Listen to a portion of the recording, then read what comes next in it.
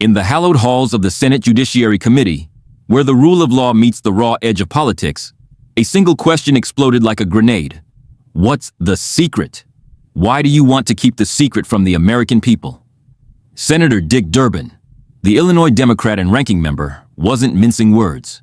He was demanding answers from Attorney General Pam Bondi about National Guard troops marching into Chicago without a whisper of consultation. Troops from Texas, no less, poised to protect a city the administration painted as a war zone. The stakes? A federal overreach that bypassed governors, shredded bipartisan norms, and turned urban streets into a partisan battlefield.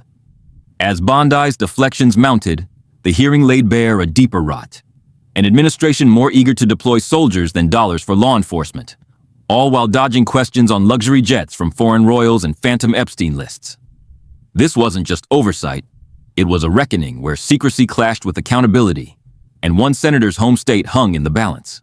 Let me ask you this question. Were you consulted by the White House before they deployed National Guard troops to cities in the United States? I am not going to discuss any internal conversations with the White House. You won't even say whether you talked to the White House about this? I am not going to discuss any internal conversations with the White House with you, Ranking Member. I noticed that. What's the secret? Why do you want to keep this secret? The American people don't know the rationale behind the deployment of National Guard troops in my state. The word is, and I think it's been confirmed by the White House, they are going to transfer Texas National Guard units to the state of Illinois. What's the rationale for that? Yeah, Chairman, as you shut down the government, you voted to shut down the government, and you're sitting here, our law enforcement officers aren't being paid. They're out there working to protect you. I wish you loved Chicago as much as you hate President Trump. And currently, the National Guard are on the way to Chicago. If you're not going to protect your citizens, President Trump will. I've been on this committee for more than 20 years. That's the kind of testimony you expect from this administration. A simple question as to whether or not they had a legal rationale for deploying National Guard troops becomes grounds for a personal attack. I think it's a legitimate question. It's my responsibility. She refuses to answer as to whether she had any conversation with the White House about deploying national troops to my state. That's an indication, I'm afraid, where we are politically in this place. Let me ask you another question. I want to, if you will, hold on a second. Make sure I got the right page of facts here. You testified under oath when you last before this committee that before your appointment to Attorney General, you had served as a representative of some sort for the royal family of Qatar. There was an issue that came before you in May when President Trump accepted a $400 million luxury jet from the royal family of Qatar for temporary use as Air Force One before it's permanently gifted to the Trump Presidential Library Foundation. The Constitution unequivocally bestows on Congress the power to control whether any officer of the United States, including the President, may accept a gift, quote, from any king, prince, or foreign state, end of quote. And this gift clearly violates the statutory regime enacted by Congress.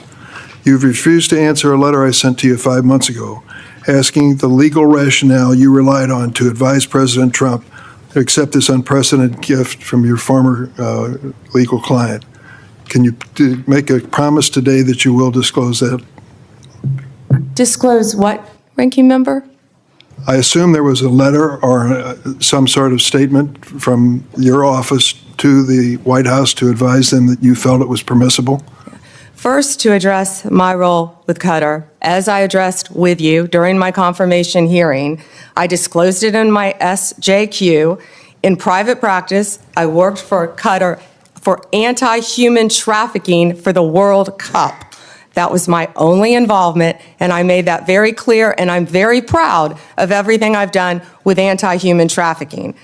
Obviously, in preparing any advice for the President on a jet or anything else, we consult with the Office of Legal Counsel. The confidentiality applies to their input as well. And Chairman, if you would approve and vote to approve, as Chairman Grassley said, excuse me, Ranking Member, as Chairman Grassley said, my employees, we would answer your letters a lot faster, yet you're stalling them at every stop. And to go back to your previous question, your city has a murder rate 5 times higher than New York's.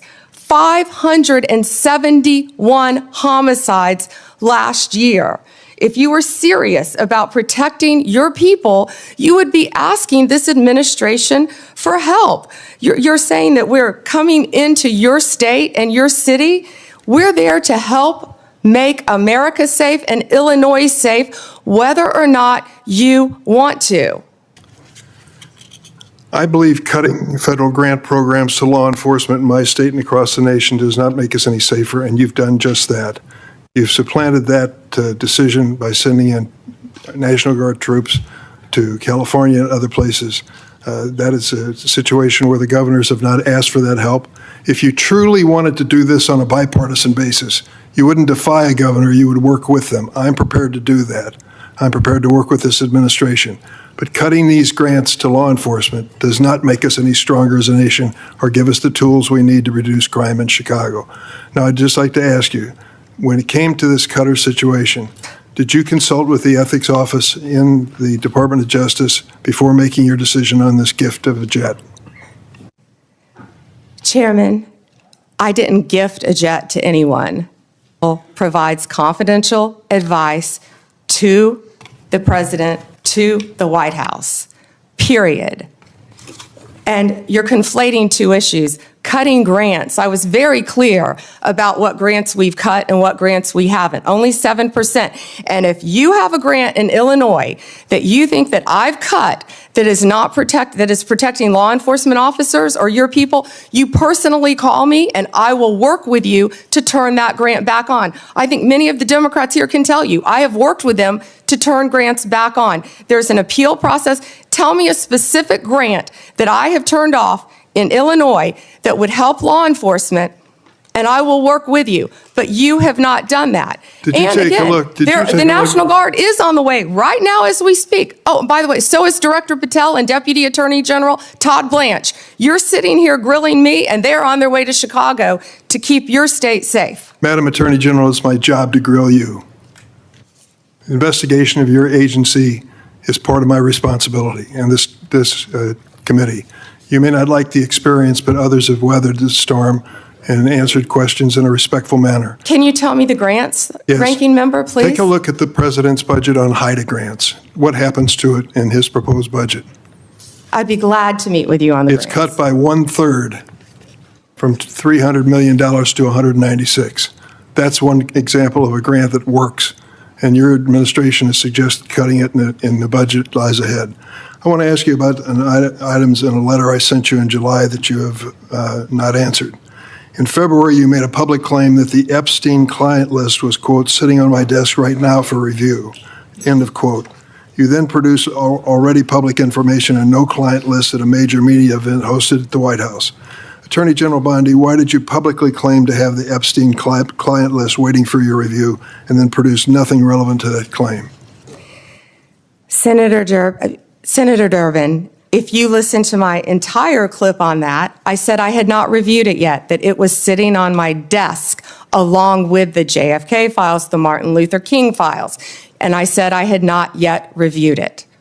And if you see our memo on Epstein, you will see, excuse me, our memo on Epstein clearly points out that there was no client list, our July 6th memo. You also didn't let me respond to the HIDA question. The budget transfers $196 million for high-intensity drug trafficking areas to the Office of Justice Programs, OJP. The Justice Department will continue to administer those grants under OJP in 2026. Going back to the Epstein files, according to another whistleblower who made a protected disclosure to my office, you pushed the FBI to review approximately 100,000 Epstein-related records on an arbitrarily short deadline in March, and the FBI was directed to flag any documents that mentioned President Trump. Nothing came of that review until July when DOJ and FBI released an unsigned memo stating, quote, there's no incriminating client list. Why was the July 7th memo unsigned? The July 7th memo came from the FBI and the Department of Justice. Director Patel answered those questions very clear. And, you know, Senator Durbin, I find it very interesting that you refused repeated Republican requests to release the Epstein flight logs in 2023 and 2024. You fought that. Did you take money from Reid Hoffman, campaign donations, Never who was a huge Epstein friend? Why did you fight for years? Why did you fight to not disclose the flight logs, Senator Durbin? I can tell you I did not refuse. One of the senators here wished to produce those logs, and I asked her to put it in writing, and she never did. Yeah, I think Senator Blackburn would quarrel with you on that. Well, That's I will up to the quarrel two with of you as to Reid, somebody that you mentioned I never heard of. Reid Hoffman. So who gave the order to flag records related to President Trump? To flag records for President Trump? To flag any records which included his name. I'm not going to discuss anything about that with you, Senator. Eventually, you're going to have to answer for your conduct in this. You won't do it today, but eventually you will. I yield, Mr. Chairman. I got Mr. Chairman? something here. Mr. before I Chairman. get to him. Mr. Chairman, since Senator Durbin referred to me, I would really appreciate the opportunity to correct the record. Proceed. Because Senator Durbin knows I repeatedly asked for those flight logs. I brought up the subpoena. You even shut down the committee because you didn't want that, and you know I submitted that in writing, and you continue to misrepresent that, and I am not going to let that record stand. Okay, Mr. Chairman, go ahead, Senator Durbin. I just want to make it clear that the reason the committee business ended was that your side invoked the 2-hour rule. Point number 2 is I asked you if you wanted any documents like flight logs to put it in writing. You never did. Yes, sir, I did, and your staff knows that I did. No, We'll submit, once again, Send me a copy the of that, information to you. We've done that several times, but we'll be happy to, once again, send it to disagree. you. I think your staff doesn't show that to you. The hearing unfolded on a tense October afternoon, with Chairman Chuck Grassley presiding over a chamber thick with partisan frost. Durbin, voice steady but edged with incredulity, kicked off the interrogation by zeroing in on the troop deployments. Madam Attorney General, he pressed Bondi, were you consulted by the White House before they deployed National Guard troops to cities in the United States? Bondi's response was a stone wall. I am not going to discuss any internal conversations with the White House. Durbin pushed harder, highlighting the absurdity. A transfer of Texas National Guard units to Illinois, his own state, without rationale or request from Governor J.B. Pritzker. Don't know the rationale behind the deployment of National Guard troops in my state, he said, underscoring the White House's confirmed plans. Bondi fired back with venom, pivoting from evasion to accusation. Yeah, Chairman, as you shut down the government, she snapped at Durbin, referencing Democratic resistance to funding bills. You voted to shut down the government. And you're sitting here, our law enforcement officers aren't being paid. They're out there working to protect you. I wish you loved Chicago as much as you hate President Trump. She doubled down on the drama. And currently, the National Guard are on the way to Chicago. If you're not going to protect your citizens, President Trump will. The exchange crackled with personal barbs. Durbin, a former prosecutor with over 2 decades in the Senate, dismissed it as the kind of testimony you expect from this administration. A simple question becomes grounds for personal attack. He framed it as a symptom of deeper dysfunction. She refuses to answer as to whether she had any conversation with the White House about deploying national troops to my state. That's an indication of where we are politically in this place. The skirmish over secrecy escalated as Durbin unearthed a prior grievance, flipping to a sheaf of facts from Bondi's confirmation testimony. He confronted her on her past representation of Qatar's royal family, tying it to President Trump's acceptance of a $400 million luxury jet from the same royals, framed as a temporary use, before gifting it to the Trump Presidential Library Foundation. Citing the Constitution's emoluments clause, which vests in Congress the power to regulate gifts from foreign states, Durbin demanded, You refused to answer a letter I sent to you 5 months ago asking the legal rationale you relied on to advise President Trump to accept this unprecedented gift from your former legal client. Can you make a promise today that you will disclose that? Bondi parried with practiced deflection, clarifying her Qatar work as limited to anti-human trafficking efforts for the World Cup. I made that very clear, and I'm very proud of everything I've done. On the jet, she invoked privilege. In preparing any advice for the president, we consult with the Office of Legal Counsel. The confidentiality applies to their input as well. She twisted the knife again, blaming delays on Durbin's committee. If you would approve and vote to approve, my employees, we would answer your letters a lot faster. Yet you're stalling them at every stop. Then, circling back to Chicago's crime stats, your city has a murder rate 5 times higher than New York's. 571 homicides last year. She insisted the guard's arrival was benevolent. We're there to help make America safe, and Illinois safe, whether or not you want to. Durbin countered by spotlighting the administration's cuts to federal law enforcement grants, a 1/3 slash in the president's budget from $300 million, $296 million for high-intensity drug trafficking areas. I believe cutting federal grant programs to law enforcement in my state and across the nation does not make us any safer, he argued, noting deployments to California and elsewhere defied unrequesting governors. If you truly wanted to do this on a bipartisan basis, you wouldn't defy a governor, you would work with them. Bondi offered a half measure. If you have a grant in Illinois that you think that I've cut, you personally call me, and I will work with you to turn that grant back on. But Durbin pressed on ethics. Had she consulted the DOJ's ethics office on the jet? Bondi shut it down. My Office of Legal Counsel provides confidential advice to the president, period. And you're conflating two issues. The hearing's temperature spiked further when Durbin pivoted to the Jeffrey Epstein saga, referencing a February claim by Bondi that the infamous client list sat on her desk for review, alongside JFK and Martin Luther King files. When pressed at a White House meeting, she produced only public information.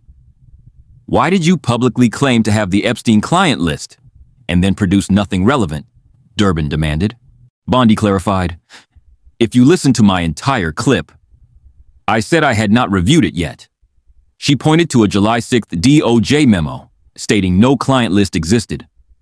Durbin escalated with whistleblower allegations. Bondi had allegedly pushed the FBI to rush review 100,000 Epstein records in March, flagging any mentioning Trump. Why was the July 7th memo unsigned? He asked. Bondi deferred to FBI Director Patel and flipped the script.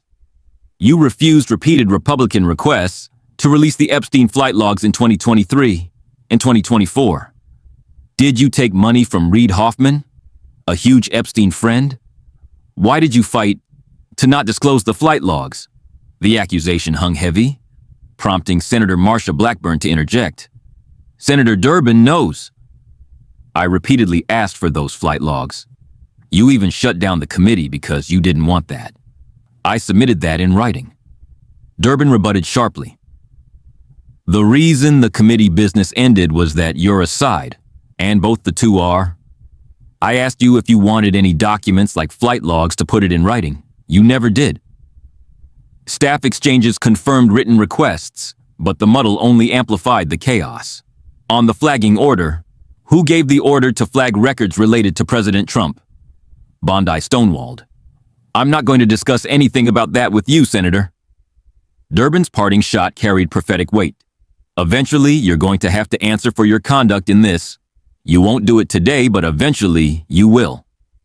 As Durbin yielded, the hearing exposed fault lines beyond troops and gifts.